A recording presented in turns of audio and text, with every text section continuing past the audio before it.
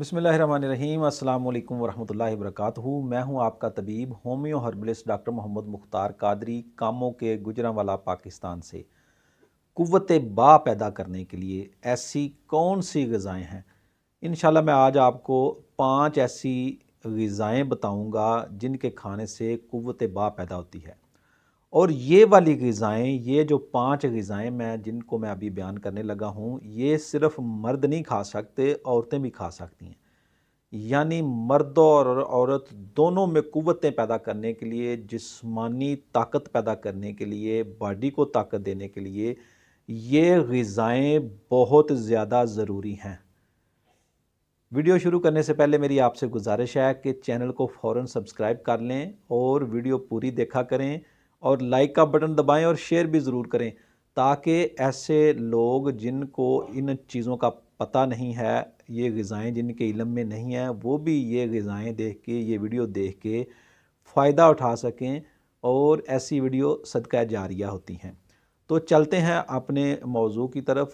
ऐसी 5 ग़िज़ाएँ कौन सी हैं जो कुव्वत बा पैदा करती हैं, मर्दाना कुव्वत पैदा करती हैं, मर्द और औरत दोनों की जो कुव्वतें हैं उनको बहाल करती हैं, जिस्मानी ताकत पैदा करती हैं, बच्चों बड़ों की सबकी सेहत के लिए ज़रूरी हैं। देखें, बच्चों को लेज़ सलांटियाँ लेकर देने से, फ़ास्ट फूड खिलाने से उनकी सेहत नहीं बनेगी। उनकी ये वाली ग़िज़ा जो है ना लाज़मी कर दें और बाज़ारी चीज़ों से उनको परहेज़ कराएँ, तो इंशाल्लाह उनकी सेहत बनेगी। और दूसरा ये है कि ऐसे नौजवान जो अद्वियात की तरफ भागते हैं, मर्दों और औरत ख़वातीन जो ग़िज़ा पर तवज्जो नहीं देते बल्कि सिर्फ़ अद्वियात की तरफ ही भागते हैं, तो ऐसे ख़वातीन व हज़रात के लिए ये ग़िज़ाएँ बहुत ज़्यादा ज़रूरी हैं। पहले नंबर पर दूध। दूध ख़ालिस होना चाहिए। दूध जो है ना वो इंसानी बॉडी के लिए बहुत ज़्यादा ज़रूरी है। दूध एक मुकम्मल ग़िज़ा है। बच्चों में, बड़ों में, नौजवान हो, मर्द हो, औरत हो, सब में दूध जो है ना ग़िज़ा है, जुज़्वे बदन बनता है, जिस्म की इंतहाई अहम ज़रूरत है। इसके बाद नंबर 2 पे आप ले लें गोश्त। गोश्त कोई भी हो, ये फार्मी चिकन नहीं, इसके अलावा बड़ा गोश्त हो, बीफ हो, मटन बेस्ट है। उसमें भी बकरे का जो गोश्त है वो ज़्यादा बेस्ट है।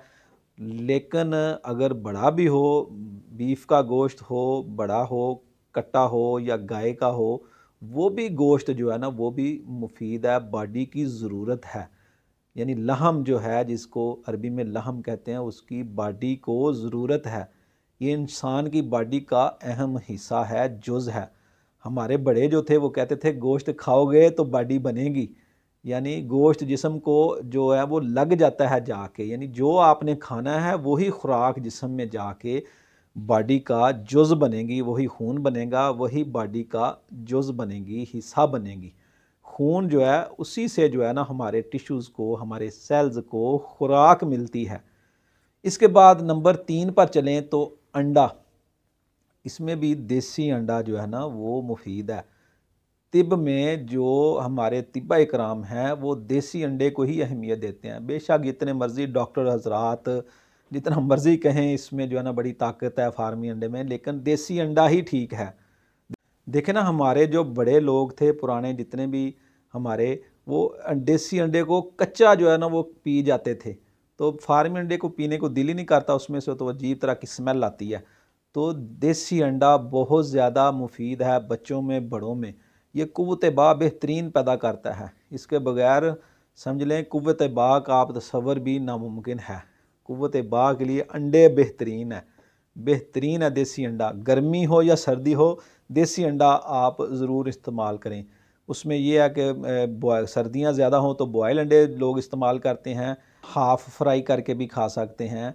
तो अंडे जो है ना वो बॉडी के लिए बहुत ज़रूरी हैं। बच्चों को भी बिला झिझक दें, कोई मसला नहीं है, बड़ी अच्छी सेहत बनेगी बच्चों की। कोई गर्म नहीं है बच्चों को, ये गर्म है जी, गर्म है, बच्चों को नहीं खाने देने।